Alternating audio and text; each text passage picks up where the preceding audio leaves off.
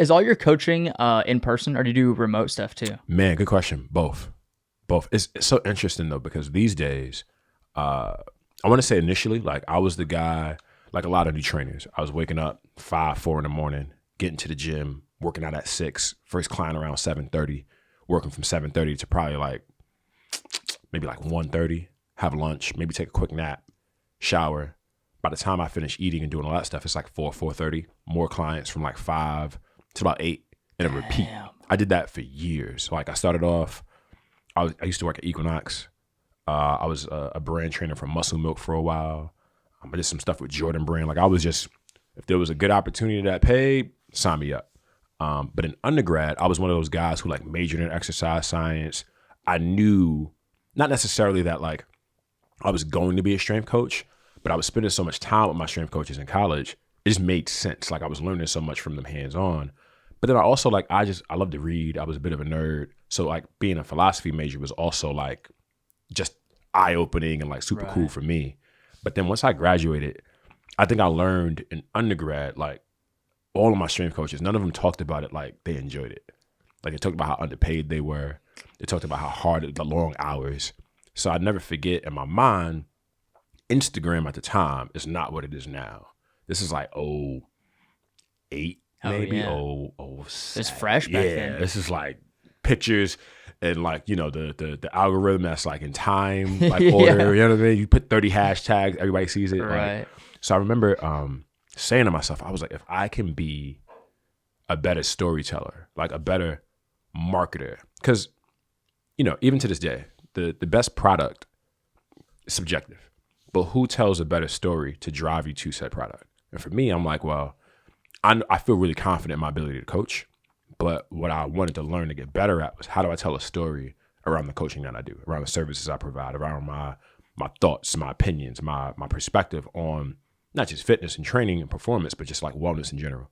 And I leaned into it. Like I've gotten some cool opportunities over the years, which I'm probably sure we'll talk about for a little bit, but for the most part, it's just really been about how do I lean into storytelling, and then how do I have impact in the stories that I tell in terms of like health disparities and inequalities and like supporting people's like health journey. Yeah. And it's been cool so far. I can't complain. Where did you get that idea of like, okay, I got to tell a better story? Was like something you learned in school, or just like an observation? Or It was an observation. Like, here's a good example. I remember saying to myself, Kobe Bryant is a better basketball player than Allen Iverson.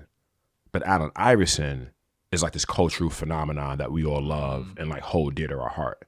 Why? Because the story told around Allen Iverson was one that at a certain point in time, we just identified with more, right? Like people, not everyone, but there was a segment of the universe who felt like Allen Iverson, him having braids and cornrows and wearing clothes that oversized and like him getting into trouble when he was in high school. People just looked at that and was like, I've been through that. I know what that's like. Like, there was a level of connection that they had with his story. But Kobe Bryant was a better player of basketball, right? Then I think about like instances like quarterbacks. Like Tom Brady was drafted in the 6th round, right? Yeah. There's so many guys that were picked before him. Who was better? Like what someone thinks in terms of how they judge and evaluate talent, for better or worse, they are the authoritative figure. They're the gatekeeper in that situation. But if you can win, if you can compete on a playing field that's relatively even and have success, then it's about, okay, cool. Like, do we like this guy? Like, how are we telling the story around him? And I think I've observed early on in Tom Brady's career, he went from like, who the hell is this guy? You know what I mean? Like why do we care about this guy? To like, he's not as good as Peyton Manning. To like, he's the greatest quarterback of all time. You know what I mean? Like, and I think it has to do in part with, yes, you have to have interest about you. You have to do something noteworthy that we want to pay attention to.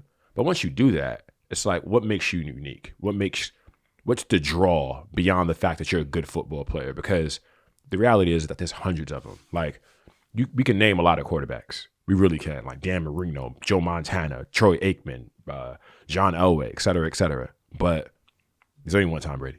Yeah. So I think for me, it's like I understood very early that the difference between somebody who was like really, really good at their job versus the guy who like owned the building and like had capital and like real estate within his industry at times had to do with the fact of like, yeah, one of them invested more in the storytelling on top of being a quality like coach and individual and having a product. You know? Like, I love that analogy. That's so good. Yeah. So how did you lean into that within your own story? Like what kind of things did you put out there? Like, I hope people relate to this, and is it just like be yourself, or how did you go about that? Yeah, I think it started with be yourself. Like, obviously, like I just, you're just posting like everybody else. I think my mom is a pastor and my dad is a social worker. So for me, this idea of like health and like wellness and like community was very much like part of just like my everyday life growing up. Like my dad used to have a room in a crib. There was no furniture. It was a blanket and a chair, but he was an addict. So he would go in there to meditate because meditation helped him with his sobriety. Like, that was just part of like his lived experience. As a kid, he would take me to these like meetings and they would talk about him and a room full of other strangers. And, these folks are like addicts. Like these people like are drug addicts. This is just a lived experience for them. But in these rooms, it was a lot of love in there. Like people was hugging and looking out for each other and making sure everybody was okay. And I just thought that was super interesting. In my mind, it was like, well, how do I know that Black and brown folks are disproportionately impacted by heart disease, but heart disease is also the number one killer in America, period. Like a lot of us are dying from heart disease. At the same time, it's preventable or reversed through frequent and regular exercise. Yeah. Now, granted, some might say, well, and it's partly true that, or rather, it's true that the reason why maybe it disproportionately impacts people is because of like other systemic like issues, right? Like gym deserts, food insecurity, et cetera, et cetera. At the same time, I know that as a health and fitness like movement professional, it's more accessible to move your own body than it is some places to go find kale, right? So it's like, if I can be the catalyst or the entry point around what gets somebody to move or what keeps somebody moving, it's like, not only am I impacting like people's healing, but I'm also impacting people's ability to just like thrive and go on to like support other people, because you know the feeling when you see someone running, you go, shit, I want to do that too. Like, or you might say, I don't want to do that. And I think my job is to create or tell stories in a way that invite and not indict people around either what they do or like why they don't do it, right? Like if you don't run, I want to invite you to do it, right? If you feel like running's not for you, I want to give you an invitation and not be like, shut the fuck up, stop being a bitch. Like they like Goggins kind of. Yeah. It's crazy because like I know he means well. Yeah. But it's just like, he knows his audience. He knows who he's talking to. I can't blame him. But that doesn't work for everybody. No. Like you can have good intentions, but also just know that like, I think the fitness industry as a whole kind of looks at stories in a very like linear way. Like, get in the gym, do this today, get off your ass. And it's like, I don't really know if that really works for me. Yeah, there's definitely two types of people, I think. Right. That resonates with some people of like, do the work. Right. Quit being a little bitch. Right. But then it seems like probably more people probably would resonate with like the more encouraging, inviting aspect of it. Right. Because it's the gym and fitness is so intimidating to most people, especially if you don't grow up playing sports or in a team environment or moving your body like that. Right. It can be so intimidating. Man, it's the hardest thing to do. I remember during COVID, my mom would take like my virtual classes and she couldn't get through the warm up. My mom's, at the time she's like late 50s. And I'm sitting here saying to myself, like, if my mom, mind you, I'm teaching a very accessible, like, entry-level class, but if she's struggling to do it, and this is my mother, imagine how many girlfriends because my mom is the active friend in her friend group. Like, she's the one who'll go for walks. She'll do like yoga and stuff like that. So in my mind, I'm like, if my mom is quote unquote the active fit friend in her peer group and she's having a hard time struggling for my classes, I'd be a jerk to say, well, fuck it, mom, get your shit together. Right? Because I know that in fitness settings, you walk into somebody's class and you get your ass kicked, it's almost like you come back if you want to. Yeah. Right? You had to be wired a certain way to want to continuously show up.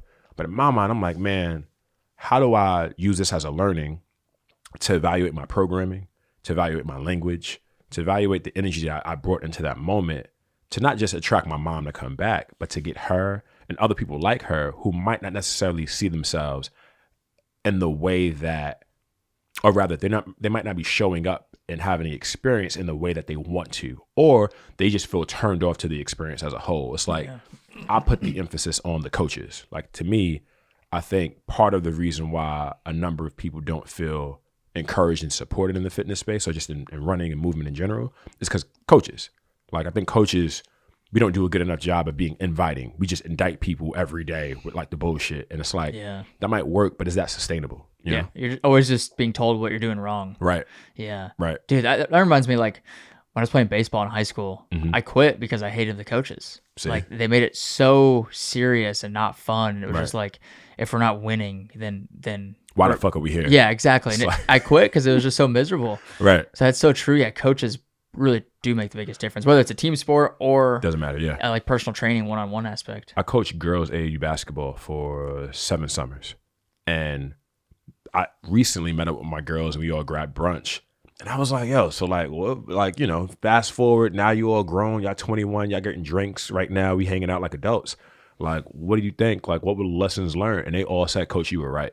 Like, but also we appreciated the fact that like you were thoughtful at that time in our lives, because now that we're adults, we realize most people don't give a fuck.